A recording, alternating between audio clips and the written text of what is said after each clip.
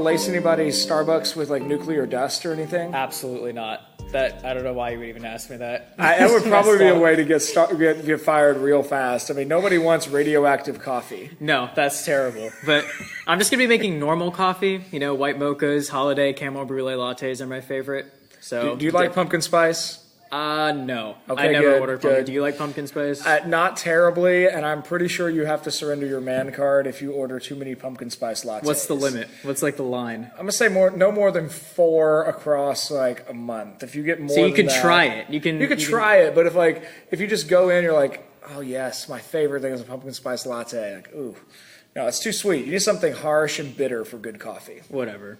Just get on with the episode. Go do your intro thing. All right. Welcome, ladies and gentlemen, to another episode of What's the Res. We're here today to carry on the conversation about the current resolutions in the world of high school debate.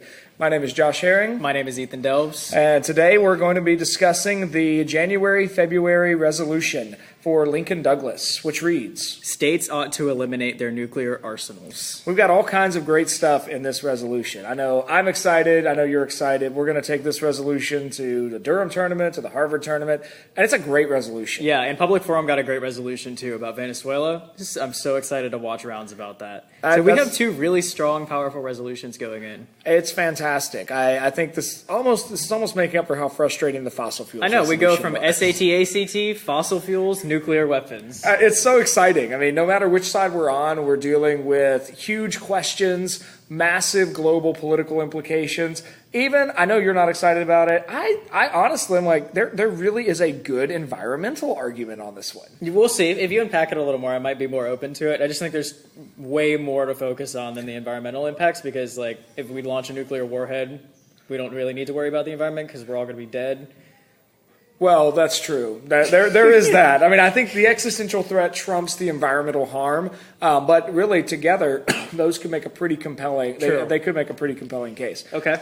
Well, let's dive right in. So, what are you seeing in this resolution, Ethan? The first word, states, means that this is a global resolution. So it involves all players that currently have nuclear arsenals. So I think that's interesting because the last 2 resolutions were confined to the United States. Like, we had one confined to United States colleges, United States fossil fuels, and now we're going for a global resolution to kick off the new year. So I think that's cool. That is pretty cool. I hadn't thought about it quite that way with the new year, but a new year, a bigger focus. Yeah, it works for me. Yeah, and I think it makes sense here since nuclear weapons are something that are bigger than any individual can have. Right. No, I mean, maybe Mark Ruffalo could afford to purchase a nuclear missile, but ordinary human beings cannot simply buy a nuclear weapon. This is the game of war on the state's level. And this is this is a threat to humanity, honestly, because we've had missiles before, but when you add nuclear missiles into the picture, this could literally be our own destruction. It's entirely possible. Okay, so we've got states, and we'll get into, well, let's go and do that now. Ethan, who are the states, as far as you know, who have nuclear weapons? Okay, so I watched a video on this yesterday, and from what I could remember, there's 9. I know there's 9, and these are the 9. U.S., Russia, Pakistan, India, China, North Korea, UK, France, and Israel's in there, but they haven't openly admitted that they have nuclear weapons, but they have nuclear weapons. So they have nuclear weapons. Right, so that makes up 9, and they're the 2 biggest ones are the U.S. and Russia. Russia has the most, U.S. is second. There's a gap of about 300, 400 warheads that we know of in there. And then I believe the next biggest one, I'm not sure, it could be France or Pakistan. But that's what we're dealing with so far. And India was one of the latest to the program, too. And then North Korea after them. And it's at least probably worth mentioning that I suspect there are other states in the world that would like to become nuclear powers. Right, but the economic investment into sort of that, or just the financial investment into that sort of project. I mean, we started with the Manhattan Project. We were the first ones to ever do this.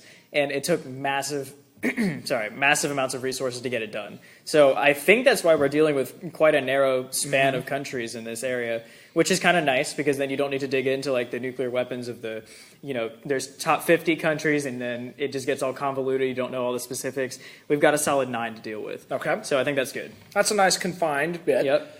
All right, so then we've got states. Now, of course, the affirmative is morally obligated by the phrase ought to, or ought there.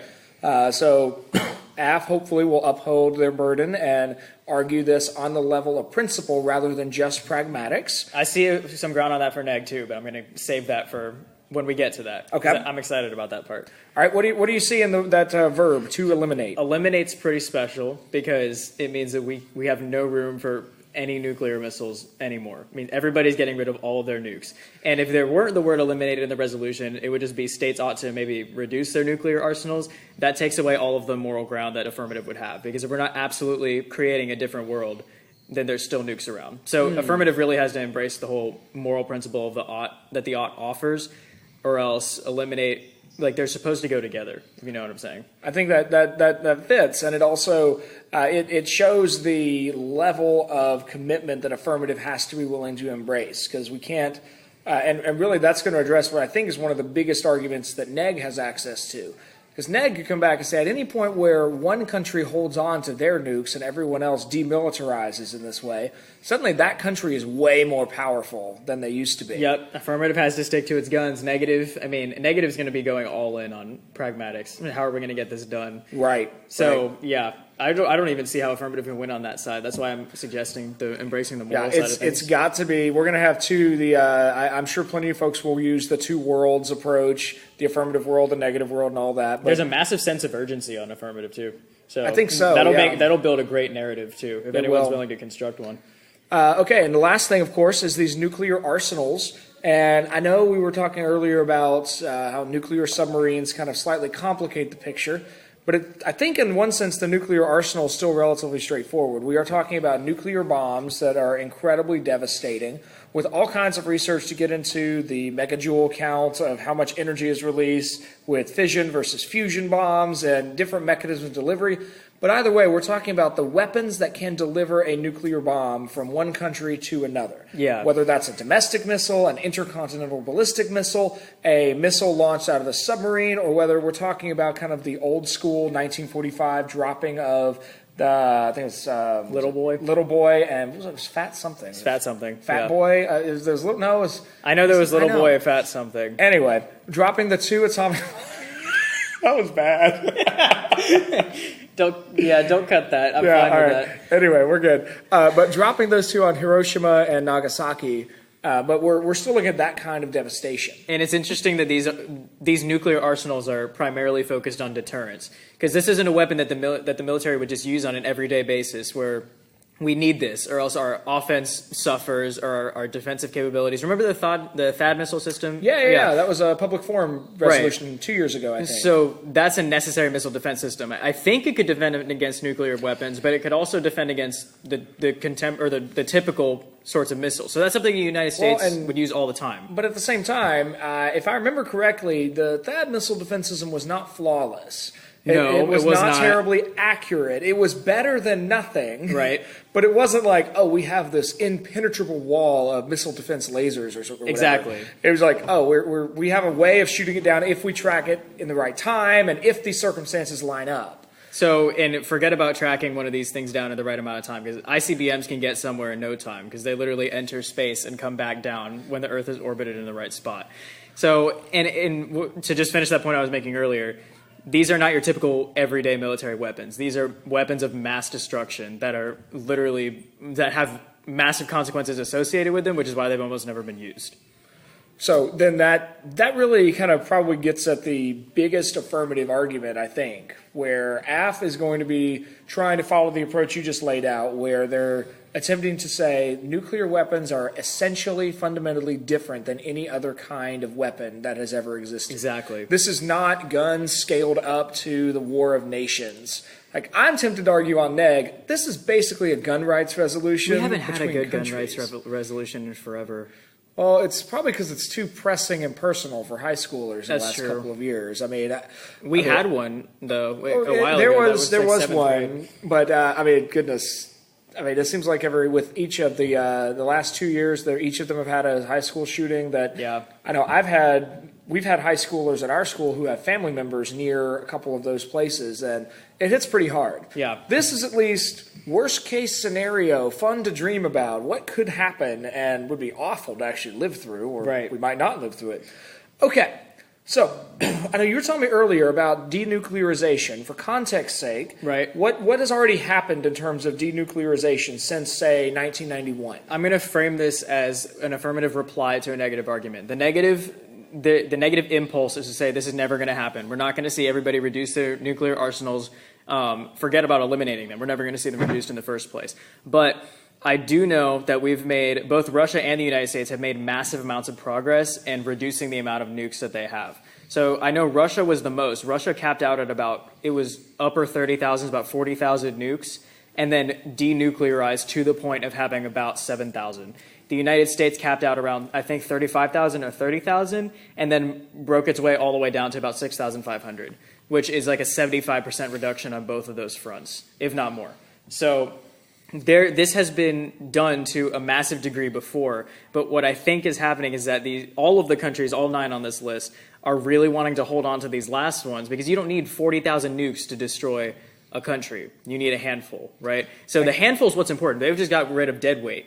Now we're actually holding on to what's really important as far as deterrence goes and mutually assured destruction goes. But so far, there's been a lot of progress made with denuclearization. It's just a matter of how important is that last 6,500 nuclear warheads. Which, of course, AF is urging the elimination of, and NEG thinks we ought to not eliminate. Right, so that's just affirmative saying it can happen. I mean, we've made this much progress, so it's not entirely impossible if the affirmative really wants to push themselves into pragmatic ground like that, which I wouldn't suggest, but it's there. But it's great to have that kind of counter response ready to go. Right, and if anyone's listening to this and has no idea about nuclear anything like me, the way I know this stuff, and I'm actually relatively prepared for this video or for this podcast, is by watching YouTube videos and going through the history of literally how nukes started and which countries have nukes, what are the relations between these countries. So that's a good place to start. And then you just read a ton of articles, get an idea of the current environment. So you realize this is one of those moments where we're showing the generational difference on our podcast? Yeah. How do you know about nukes? I mean, because I grew up reading science fiction novels and watching Star Trek. And generally and I was alive during the end of the Cold War. So, and also, of course, when I was your age, YouTube might have existed. Do you have anything to add about Star Trek that would be useful? Oh, just that Star Trek is kind of constantly, it's all framed as sort of a post-liberal hippie vibe. We need to have peace between all peoples. That is, if you go back to the original Star Trek, it's very much formed in the context of the Cold War. Okay. So yeah, YouTube, articles, everything. Just try to consume. I mean, it's the information age, man. Got to get it. I know. That's fascinating. You cracked me up with what you were saying about math class and it not making sense. So you watch lessons on YouTube. I would never have thought of doing that when I was in high school. But one of the things I think is probably important for context's sake is take just a moment and go back to at least look at how did we get to the point where there were so many nukes by, say, 1989, with the collapse of the Berlin Wall and the fall of the Berlin Wall and the collapse of the Soviet Union. And part of that has everything to do with the Cold War. What do you know about the Cold War? That's up to you. I'm not doing this part. Okay, that's why I'll do this part. Yeah, when I'm silent, that means something. All right. I'll handle the Cold War part. So the Cold War is a massively complicated area that would be really fun to do a whole separate bonus episode with some other folks and really get into details. But as a broad superstructure, broad paint strokes, you have the USSR, the Soviet Union, begins with Russia, and it starts with the Bolshevik Revolution and quickly becomes the only communist country in the early 20th century. And they continue expanding, and Russia then expands westward and takes over the surrounding countries in the Eastern Bloc. And by the time you get to the 1950s, you have China also becomes a Soviet country. And by the time we get to the late 1950s, the world is divided into two different competing forces. You have the communist world that is going up against what is often termed the free world. It's kind of a loose collection of Europe and America and different countries around the world. And you have a series of conflicts between these two different forces. Now, there's a whole bunch of things. My favorite piece on this is by a guy named Whittaker Chambers. He wrote not a novel. It's his autobiography called Witness, where he describes being a communist and being an agent of the Communist Party, sending information to the Soviets, and then rejecting communism and coming out of that. He's got one of the best short pieces to describe what the ideological differences between capitalism and communism are. But the economic differences are key for this discussion and the development of nuclear weaponry. Because economically, communism depended on growth. Because what they quickly discovered was that under communism, the idea of nationalizing all property and then redistributing it along authoritative lines meant that they very quickly consumed all the property, and they needed more stuff to keep the party members fed. So while the peasantry are starving, the lords of the party, even though they've claimed to help everyone get richer, the rulers of the party are the ones who are eating well during Soviet years. But they have to keep growing in order to keep the Soviet machine alive, afloat, and looking better than a capitalist machine. Because part of the Soviet Union was assuming that they were actually better than capitalism and looking the part. So now, meanwhile, over in the free world, there then becomes this competitive drive to say, haha, we in the capitalistic West are much more successful than those slaves in the communistic East. And we are definitely better. Well, capitalism is also a growth-minded economic system. It's always assuming there is upward mobility and capital to be developed. So these two economic systems become mutually exclusive when you scale them up to the entire planet. So economically, they are at odds with each other. Politically, they're also at odds with each other. And this then is where the Cold War comes into play, because the Cold War is ultimately an attempt to keep this, where both sides fight wars with each other through proxy states. So the Korean War is a struggle of the Cold War, where Soviet Russia backs North Korea, the United States backs South Korea. It's really Russia versus the United States fighting through Korea. Vietnam becomes the same thing. The United States backs the South Vietnamese, Soviet Russia backs the Northern Vietnamese, and it becomes that kind of a struggle. Throughout the 60s, 70s, and into the 80s, this is the reality. Now, both sides, by 1945, the United States, as you mentioned with the Manhattan Project, has figured out how to develop atomic weapons. And that then means that they can arm them and deploy those throughout the world. Russia figures this out very shortly thereafter. We've got the two global superpowers with the biggest weapon ever developed, and both of them are upping their weapons. So this develops a nuclear arms race. So it became a question not just of, well, do we have nuclear missiles? Do we have as many nuclear missiles as Russia does? And this came to a head in the 1960s under President John F. Kennedy with the Cuban Missile Crisis, where Soviet Russia was helping out their communist neighbor Cuba, far, far away, but close neighbors ideologically, by sending a whole bunch of Russian missiles and basing them out of Cuba. Well, the United States caught wind of some of these images, and it looked like they saw nuclear warheads 90 miles off the coast of the United States. Quite troublesome. And no, they eventually, President Kennedy and Khrushchev eventually made an arrangement where those missiles went back to Russia. But it was the closest moment where we almost hit nuclear devastation. Now, this also comes in with, by the 1980s, President Ronald Reagan develops the doctrine you already mentioned of mutually assured destruction, where he initially was a big fan of a system called Star Wars that was a missile defense mechanism, but like THAAD, it wasn't flawless, and it never really got the funding to really get it off the ground.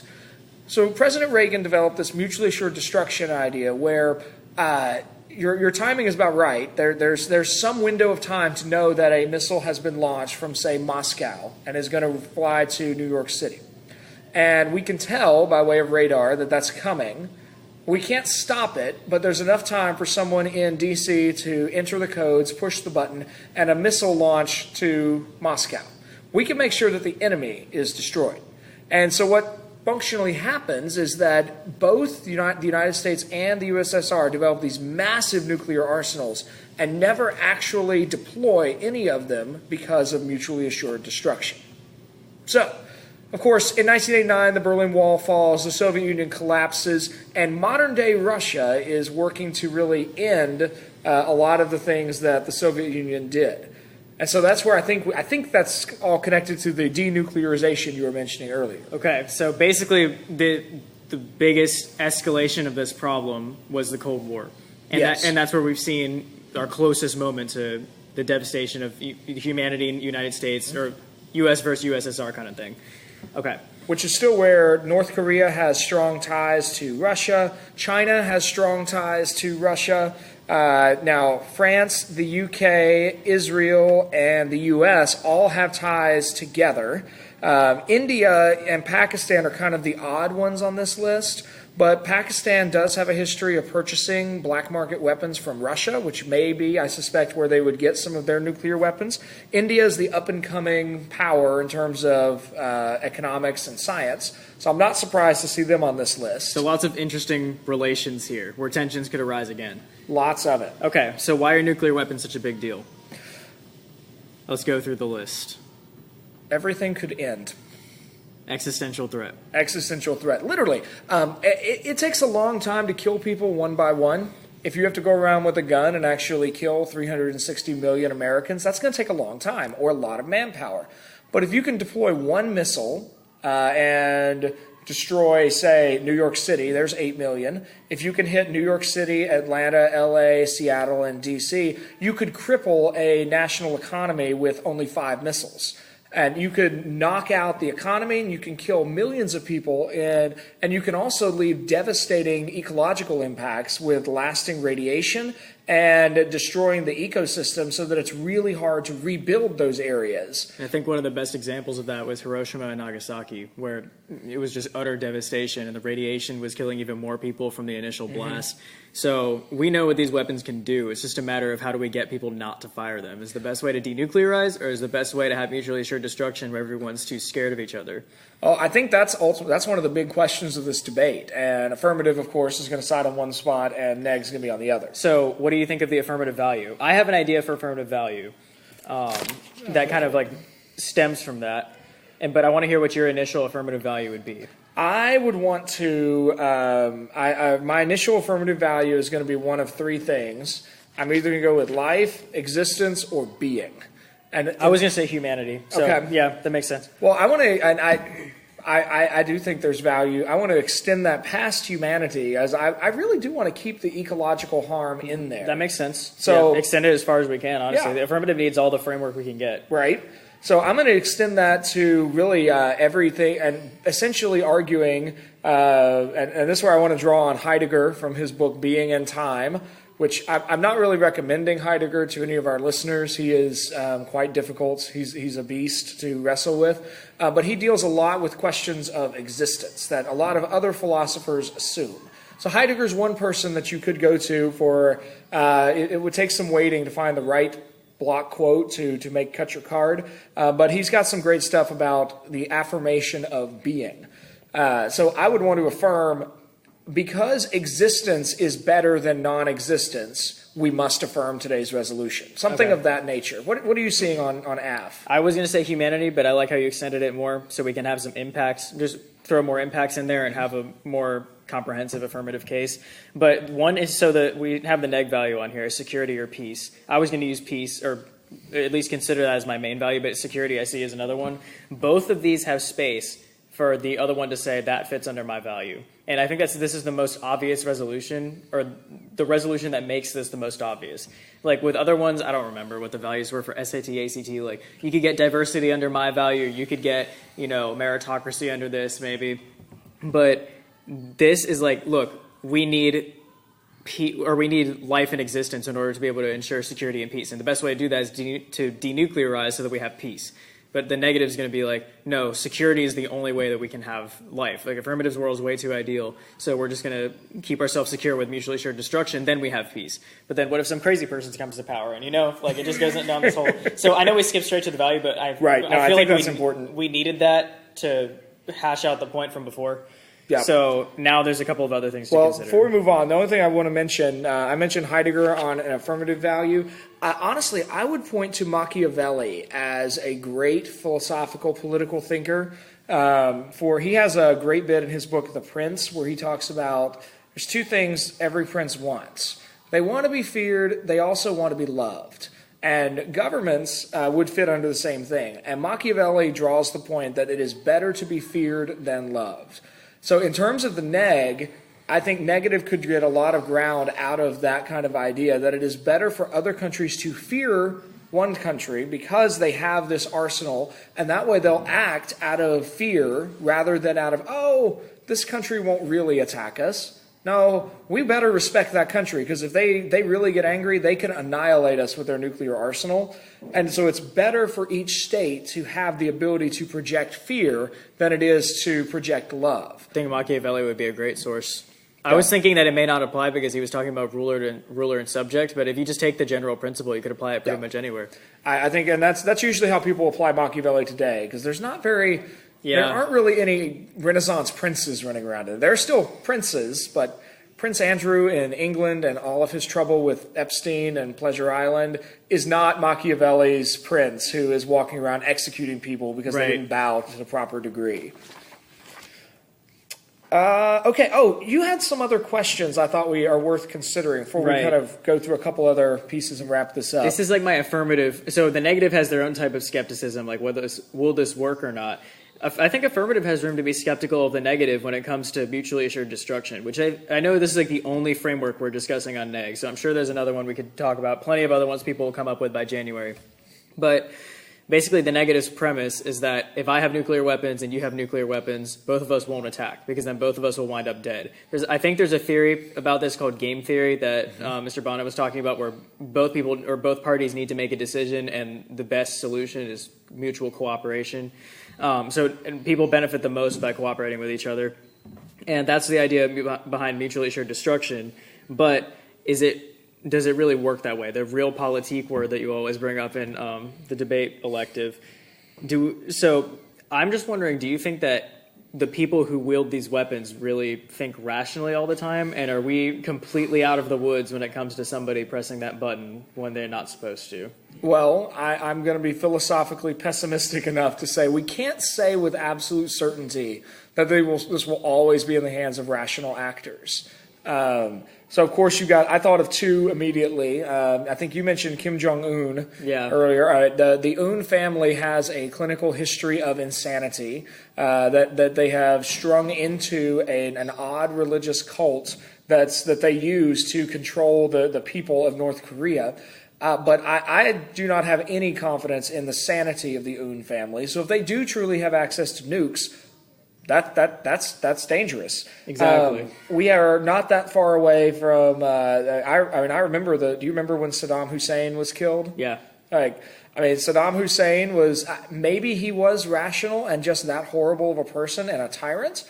Maybe he was a bit nuts. He was somebody else who had as far as I'm aware, he did not have nukes, but he had the connections and the oil money that he could have acquired black market warheads and done something with that.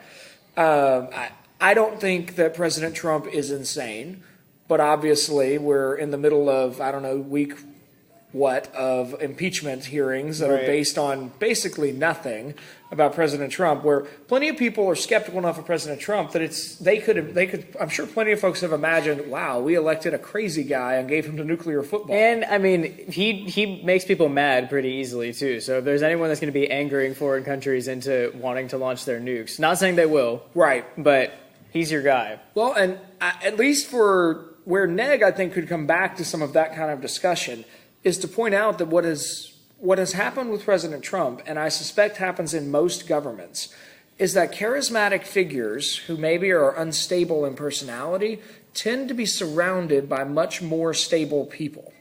Now, President Trump has an excellent staff that surrounds him. He has excellent speechwriters. He has excellent personnel all around him. So even if he is less than stable, the people around him balance that out. Yeah, but Kim Jong-un has absolute power. So no one keeps him in check. Like even if there's someone sitting next to him like, hey, I don't think you should do this. It's his decision. No one can stop him. So and it's because not every government's structured like that of the United States or the UK or anybody where you have anywhere where you need to go through multiple levels of decision making in order to launch the nukes. That's my concern. I think affirmative has all the ground in the world to say, look, is it better to just have no nukes, or is it better to have nukes and just trust that everyone's going to keep their hands off the button? Someone's going to press the button, like eventually. Or do this in cross-examination. Just go up to the negative. Can you guarantee that no one's going to press the button? Negative says no, and then affirmative is like, well, why don't we just have no nukes? Well, negative's like, well, that can't happen. That's not possible. So, of course, on AF, you have to then double back and say, it is not my job to prove it doesn't need to be possible. We have the moral obligation to reduce or to eliminate nukes, because if we don't, someone's going to push the button. And we're going to have the deaths of millions. Yeah. But now the other big question that we really ought to consider, I thought you asked an excellent question. Do we have the responsibility to accurately wield this knowledge? What do you think? Do we? The knowledge about what? Oh, particularly, do we have to wield this kind of knowledge? We have the knowledge to destroy, say, 10 million people within an hour. Do we have the responsibility to use that kind of knowledge well? Oh, we have the obligation to use that type of knowledge well. As far as the capacity to use that type of knowledge well, I think that's such a all of the knowledge surrounding this is so sensitive that I don't think any individual human being or any individual government, let alone human being, has the rational capacity to make good decisions with this. All it takes is one bad decision, and it's all over. I mean, if we fire nukes, someone else is firing a nuke. Like, no one's going down. If you go down, I'm coming down, or like, I don't know. Yeah, this leads to Beijing fires on LA, Atlanta fires on Shanghai, and suddenly the entire world is literally in flames. It makes sense because there's plenty of other types of military weapons, from infantry weapons to typical missiles that you would be like non-nuclear missiles, any type of missile in that category that people use for war purposes. And I think those are important. We need those for offense. We need those for defense and protecting our country. But when it comes to protecting humanity, I can see the affirmative view really well on this. This is an entirely new category of weapons. This has the potential to destroy humanity. This has the potential. I don't like the feeling of Russia's nukes being pointed at me right now. Nor do I like the feeling of us pointing our nukes at them, because someone's going to do something. Or even if no one does something, we have massive weapons pointed at each other. So in the affirmative world looks so much better. Why don't we just have peace? Right. Again, the practicality is one thing. Which means this is going to come down to an argument of neg contending political realism means that we have to have our nukes. Because all it takes from the negative perspective, sure, every country says they'll do that, and then one country holds on to it. They secret away one nuke, and they have the last nuclear weapon. And no one will ever really disarm completely. I can easily see the negative argument focusing on the reality that each country is going to seek their own interest, and they're not going to see the broader benefits of humanity. But then affirmative will just say it's fine, the moral obligation's still there. They still ought to eliminate it. So the key for AF, on your perspective, is that affirmative must stand by that moral obligation and must withstand, because NEG is going to insist that AF has to accept the burden of practicality over and over and over again. Affirmative silver bullet is the ought in the resolution. The only thing I think that negative can do, I know you'll do that every time, so I'm just going to say I think that. Good. Okay. It's good training. Ought is the silver bullet on affirmative. Negative can come back with practicality questions all it wants. But the moral obligation here is really nice for the affirmative. I think the negative needs to try to prove that we're safer with mutually assured destruction than pursuing denuclearization as a whole, or eliminating all nuclear weapons. What do you think? I think that those really are the grounds of the debate. Sorry. Go ahead. I mean, I think that's really all I've got on that. I think those really are the main arguments. And at this point, I think given another 2 or 3 weeks, we may come back for a follow-up episode with some more specifics. I know sometime in a couple of weeks, I've got an interview scheduled with Dr. Nathan Orlando, because he finished his PhD since last time he came on the show. Dr. Nathan Orlando is going to join us, and he's going to bring his PhD in international relations to this discussion. Nice. Because I think we're focusing on the nuclear arsenals bit. He's going to focus on the states bit and help us a lot more with some of the geopolitical realities here. But I think we've done a pretty good job of laying out the basic groundwork for the debate. So I kind of want to think about negative just a little bit more before we end here. Okay. Because the negative is going to say that states ought not eliminate their nuclear arsenals, and that's for the purpose of safety. Are we really? But then again, we can't consider it as if the affirmative won out and we actually eliminated all of them. Do you think we're safer under the negative world? I think we are safer. Now, part of that is that I think NEG may need to fight to focus on a particular state here, and may argue that the United States could not do that. Or that what part of the easiest ground I see on neg is to argue that every state that has nuclear weapons must do this at the same time, or this is meaningless. This is a question I have for so many resolutions, not just this one. The affirmative is always arguing for an ideal, and the negatives are always arguing for something that's a necessary evil / practical. Can the negative say, ought we do something that can't work, that won't work? That's like the most dangerous question on neg. And it always, everyone never, okay, I'm going to rephrase that horribly phrased sentence. Nobody takes the time to directly ask that question, but it's at the core of every debate. Because the negative is affirmative is we need this world. This is a more ideal world. We'll have this one policy fixed, benefit X, Y, Z. Negative's it won't work. Affirmative's yeah, it doesn't matter, but yeah, it kind of will work. Negative's no, it won't work. But ought we do something that won't work? Because negative can prove that it won't work. We have plenty of evidence. We denuclearize 75% of the weapons. All we need is 0.01% of the weapons to destroy a massive amount of people, cities, you name it. Ought we do something that won't work? Oh, that's a fun question. I don't know if I have a good answer for you. I'll see what my negative opponent thinks at the next tournament. Yeah, I'm trying to think. Let me think that through for a second. Ought we do something that won't work?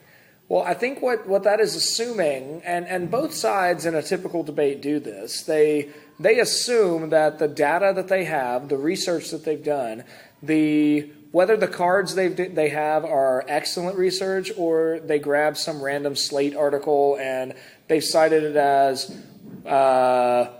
Wickstaff 2019 and say as if this is some official card and you never ask and it's really just some kind of random op-ed piece in Slate.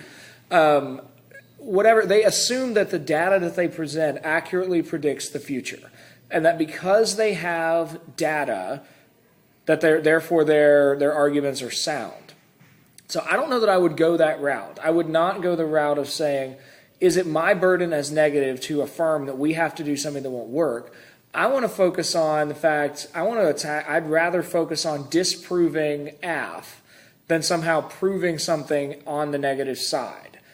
And if I can, now you have to have a judge who actually judges, believing that if I on neg can delink the affirmative's chain of argumentation, if I can show that AF fails to meet their burden, or if I can disprove them, then that's sufficient for neg. But delinking would involve taking the argument and saying this doesn't meet the moral obligation.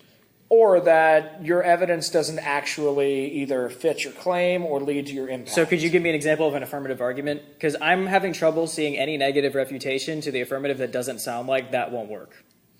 Let's see. So maybe if affirmative has argued resolved elimination of nuclear arsenals will increase diplomatic relations, and they then come out with a statement to say they have some number and claim and source that says the increase in nuclear arms causes antagonism between nations.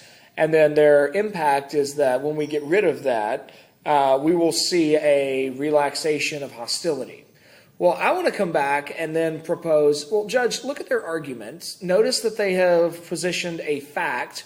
They've told you that fact means this, but what they've not done is shown you specifically that there actually is causality there.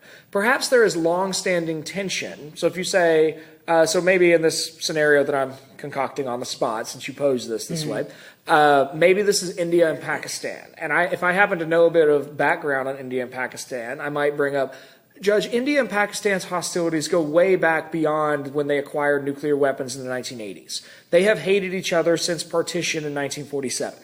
And so they have been at odds over the Kashmir Valley since 1947. So just because they have nuclear weapons means that they are expressing their hostilities with these, but it doesn't mean that getting rid of those weapons will resolve the hostility. So it doesn't mean what my opponents are saying that it means. So negative is basically going to attack the affirmative, and we don't see too much potential for constructive on neg. In that example I came up with there, I think I think there's a lot to be said for the fact that states that have sunk this much economic investment into a high-powered military system are not going to just destroy it. they're not going to destroy the investment. They're not going to destroy the defensive capabilities they get from it or the offensive capabilities. They're simply not going to do that. So, but you've asked me to frame this in terms of ignoring what actually will happen. So I want to focus, I think NEG's constructive has got to be practical in nature. What do you think if someone on the affirmative said, like, imagine if Russia tried to nuke France? That nuke is not just going to affect France. There's going to be tons of countries that, mind you, don't have nukes that are going to be harmed by that explosion. What you're also going to then get is every country that has a treaty to protect France, which the United States is one of, is then technically obligated to be at war with Russia if Russia does that. So what you could quickly have in that kind of scenario, and this is again a negative point, that this is so bad it will that means no country is willing to start this. But AF could say crazy people. Well, or accidents, because I'm thinking World War I. And I'm going to give this... Oh, the Archduke. Yeah, the Archduke of Austria was assassinated, and it triggered a cascade of alliances, and suddenly the whole world's at war, and no one really knows why or what for. You could have that with a nuclear exchange. So someone accidentally fires a nuke and then... Could be. I mean, but again, I would hope that would not happen. But oh, yeah, certainly. Our whole point in this discussion is that we're dealing with the worst option of military exchange. And the question is either, could it happen? And because it's so bad, will it never happen? Or should we just remove the possibility? And would that removal ever actually happen? And that's a great way of summing things up. Which is good, because we are out of time. I have to be at a meeting in about 20 minutes, so we got to wrap this up. I got to be somewhere too. So excellent. Well, ladies and gentlemen, thank you for joining us this afternoon for another episode of What's the Res. We hope that this episode is a help to you as you are preparing for your next tournament competition. Do feel free to let us know how you what you think about this episode. You could go over to Apple Podcast, leave us a 5-star review with a comment. We'd love to hear from you. Ethan, how else can people get in touch with us? If you want to get in touch with us, you can email us at whatstheres@gmail.com. That's WHATSTHERES@gmail.com. Go to our website, www.whatstheres.com, or you can check us out on Instagram and Reddit and Twitter at whatstheres_. Excellent. And of course, ladies and gentlemen, as always, you could check out our premium podcast for $3 a month or $30 a year. You can get a monthly debate that we record. We call these Real Debates by Real People, where we have educated non-experts discussing controversial issues. Our December episode is going to be a debate between myself and Dr. Will Begley on the resolution, people with PhDs ought to be called by the title doctor. We had quite a lot of fun with that. That's a bit of more of a fun Christmas debate rather than a serious, relevant topic. We've got one coming up in January where we're going to be arguing about whether or not biblically consistent Christians can use contraception. That's going to be rather a controversial episode, I expect, and we hope that you will check it out. So until next time. Work hard, speak well, and seek the truth.